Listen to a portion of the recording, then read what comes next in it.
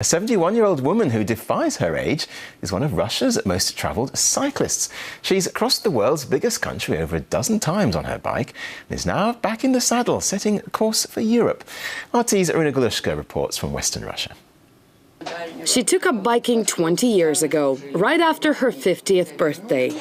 A physical education teacher, Yulia Mikhailuk, said she had to do something after her retirement. So she learned to ride a bicycle in a week and a half. These days, 71-year-old Yulia feels comfortable enough on a bike to ride right across Russia, a feat she's accomplished no less than 16 times, averaging almost a trip a year, traversing the world's biggest country. Every day from dusk till dawn, I'm cycling. I do take rest stops, but they used to last an hour or two, and now they're only half an hour. I rest while I eat and then get back on the wheels again. This year, she's heading in a different direction. Yulia's riding her bike from Tver to Paris to commemorate the march of the Russian army in its defeat of Napoleon in 1812. The only thing she had to conquer was a visa. Let's face it, for most of us, taking a mile-long walk is already an accomplishment, and a 4,500-kilometer bike ride, forget about it. But Yulia says she runs 10 kilometers every morning in winter, and as soon as the snow melts, she's back on her bike. So this trip should really be a piece of cake. I often get asked, why don't I take anyone along with me?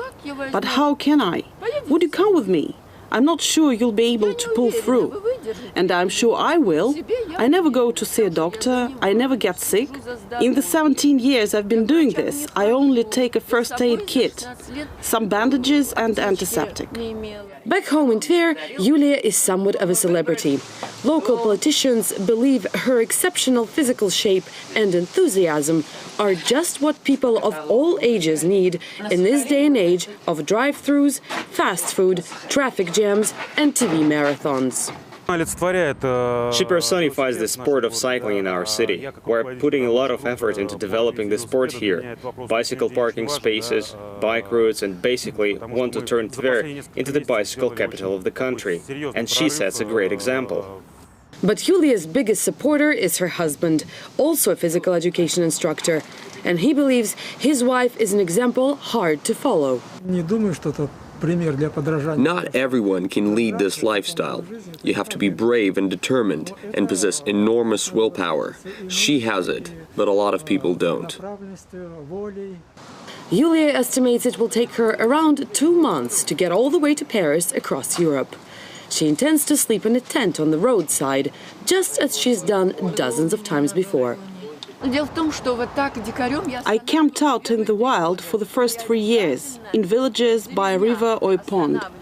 One such time, a man approached me and said, "I was observing you for a long time. Everyone's leaving and you are staying for the night on the beach." He said, "Come along to our house. Don't be scared, I live with a wife." I told him, I am not afraid of the devil himself.